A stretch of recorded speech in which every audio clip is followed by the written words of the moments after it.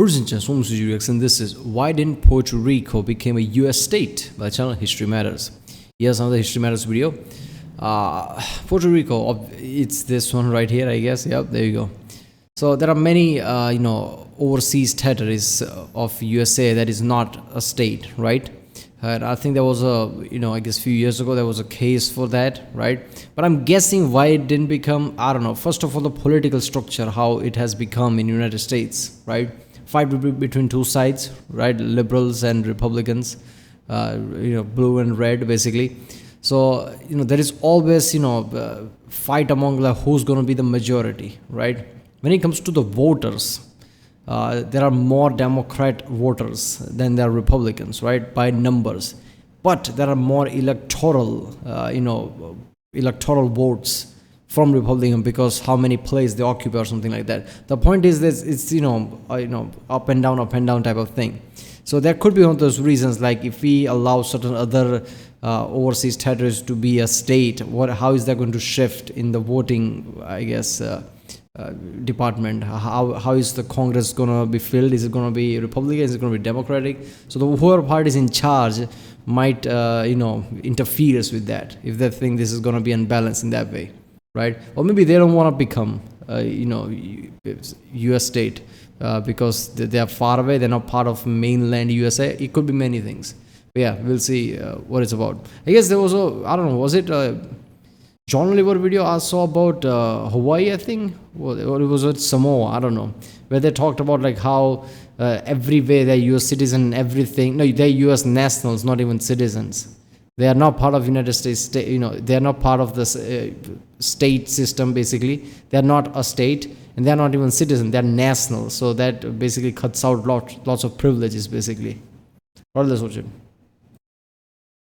Puerto Rico, here, is currently a territory of the United States, but as you'll probably know, it isn't a state. Much like Alaska and Hawaii, it was annexed in the second half of the 19th century. But unlike the other two territories, Puerto Rico never made the leap from being a territory to a fully fledged state. So why not? What stopped Puerto Rico from becoming a state? So to begin, Puerto Rico was a Spanish colony up until 1898. This was after Spain and the United States got into a bit of a scuffle over a main sinking and a general American desire for empire building. The Spanish tried to resist, but the United States won handily. And in the peace treaty, it got Guam, the Philippines and Puerto Rico. This was shortly after Hawaii was annexed by the US and 30 years after Alaska had been too. But where Hawaii and Alaska differ from Puerto Rico is that the continental US saw them differently and those that live in the territories wanted different things. Hawaii, for example, was largely ignored by the mainland United States for decades and served as a useful naval base in the North Pacific with some limited resources. Whereas for Alaska, the US government took a much kinder stance towards it in the 1940s because of the advances in aviation. The US was concerned about Japan, the Soviet Union, and to a lesser extent Britain during this time, and Alaska was well positioned to deal with them. It was a similar distance from all three of them. Yeah, if you see Alaska on a globe, you realize like it's it's very different than you can see in 2D map, right? First of all, Alaska you can see sticking out on the left side, it's actually going up, right? Towards North Pole. So in a way towards Russia, lots of Pacific Ocean. Basically, Japan, places like that, it can be a central hub in a way, right? When you see a globe, it just it just feels like, yeah, it's about right.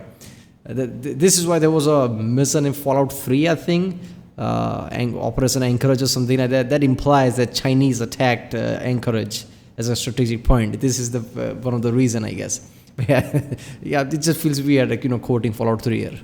So it made a good transport hub. And also, it was useful for stationing long-range bombers there, just in case. In 1958, Alaska was offered a referendum on statehood, which 80% wanted, and so it was soon accepted. Very shortly after this, Hawaii was offered the same. Now, this was slightly more controversial since many American lawmakers were worried about a majority non-white state sending senators and congressmen to do things like vote on laws and stuff. However, the US was under pressure from the United Nations to decide what Hawaii was going to be. And so, to avoid accusations of empire, President Eisenhower offered the territory a vote on becoming a state. Over 90% of Hawaiians supported the move, and so in 1959 it joined as America's 50th state. So why didn't Puerto Rico get the same treatment? The United Nations also took a dim view of America keeping it as a territory, but the difference was in the attitudes of the Puerto Ricans to the United States. From before its annexation until the outbreak of World War I, the island had a strong independence movement, and very few people there wanted to become Americans. Yet, after Puerto Ricans were given citizenship in 1917, the desire for independence slowly faded and people came to prefer a loose association. Okay, so United Nations like, okay, you have this overseas territory that you are taking all advantage of, but you're not making them one of your own by making it a state. And Puerto Ricans are like, yeah, we're fine with that, dude. We don't need a state. We don't want to become part of the United States, apparently, because that was just the time that they're living in, right? Independence movement was kind of strong. So yeah, there you go. This kind of goes every time, right? At this point, history is kind of becoming like mostly predictable. It's going to be somewhat political conflict, like, like I said, non-white senators, they were worried about there'll be more of them or whatever, right? That's the case even today, right? So, and also they didn't want to become a citizen to begin with. No, so they didn't want to become a state to begin with, but they became citizen.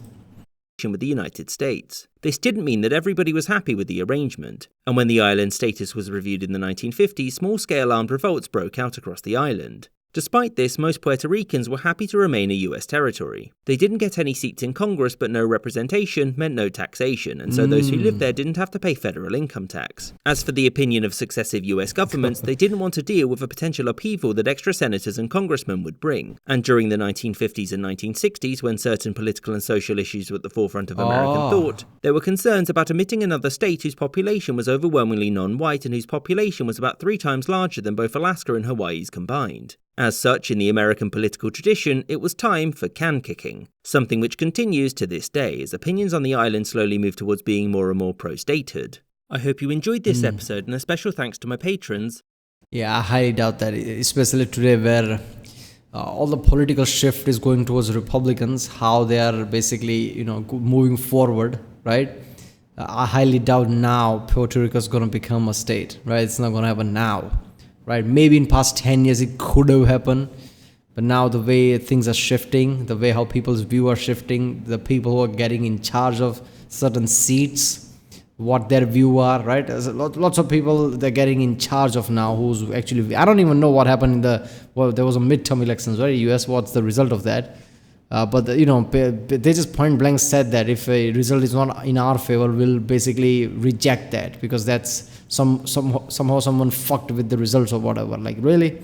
You lose, so somebody fucked with the result, even though there is literally no evidence of any of that, right? I mean, at certain point, you have to come to a certain point like, okay, one people can lie. But if every research agency, every other tool and body is saying that there was no, fake votes and whatever, at that point you have to accept that. You can't just say like all of them are, lying at that point you just become unreasonable, right?